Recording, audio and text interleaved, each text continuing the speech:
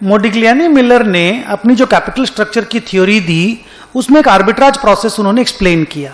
उनका यह मानना था कि दो कंपनी अगर एक जैसा धंधा करती हैं, एक बराबर बड़ी कंपनी है, then just because of use of debt किसी कंपनी का वैल्यू ज्यादा और किसी कंपनी का वैल्यू कम नहीं होना चाहिए। But we know stock market में एक्सेसेस होते हैं और उस एक्सेस की वजह से अगर इसी तरह के दो फर्म का वैल्यू में किसी identical in all respect accept in their capital structure, अगर इसमें से किसी भी एक फर्म का वैल्यू, मान लो दो फर्म ए और बी है, अगर ए का वैल्यू ज्यादा हो गया और बी का वैल्यू कम हो गया, दोनों कंपनी एक जैसा बिजनेस करती हैं, एक जैसा प्रॉफिट लॉस कमाती हैं, सब कुछ एक जैसा है, खाली कोई कंपनी डेट यूज करती है, कोई कंपनी डेट यूज नहीं करती। मान लो ए डेट यूज करती है, बी डेट यूज नहीं करती। अब अगर मान लो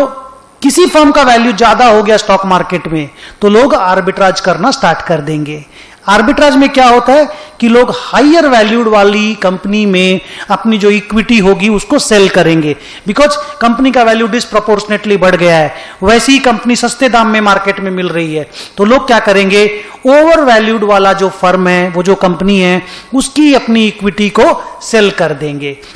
और सेल करके जो पैसा उनके पास आएगा उससे जो लो वैल्यू कंपनी है, जो सस्ती वाली कंपनी है, उसकी इक्विटी को खरीद लेंगे।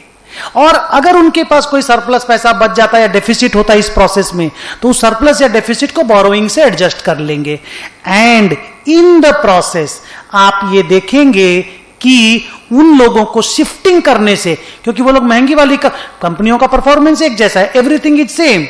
आप महंगा वाला चीज को बेच करके सस्ता वाला चीज खरीद रहे हैं जहां पे दोनों कंपनियों का वैल्यू एक बराबर होना चाहिए, because they are doing same type of business, they are doing equal volume of business. तो अगर आप महंगा चीज को बेच करके सस्ता चीज में आ जाएंगे तो obviously because of doing this arbitrage आपको प्रॉफिट होगा। And this process